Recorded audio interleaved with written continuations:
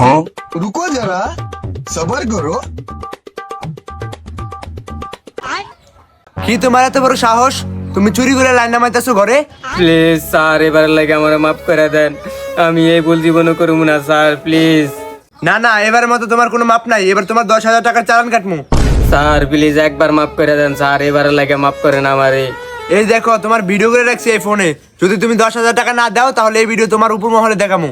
Sir আমি তো গরিব মানুষ স্যার, আমার জন্য কিছু কম দেন স্যার। আচ্ছা, তোমার যদি চালান কাটি তাহলে দিতে হবে 10,000, আর তুমি যদি আমার প্রাইভেট ভাবে দাও তাহলে 5,000 দিয়ে কাম ছেড়ে দিমু। বুঝেই তো, আমার তো ভিডিও যদি না দাও কাম ছেড়ে দিমু। স্যার ঠিক আছে, এই নেন 5,000 টাকা। যাক, এবার লেগে ভিডিও ডিলিট করে দিতেছি। আর আমার যেই টাকা দিছো কারো বইলো না।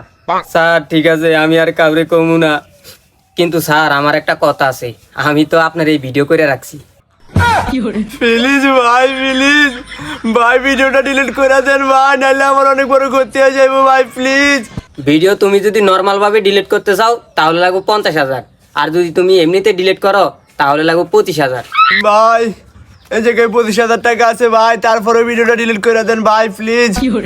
আচ্ছা ঠিক আছে, এবার লাগা মাফ করে দিলাম, তবুর পরে 20,000 টাকা লাভ হইলো আর কি।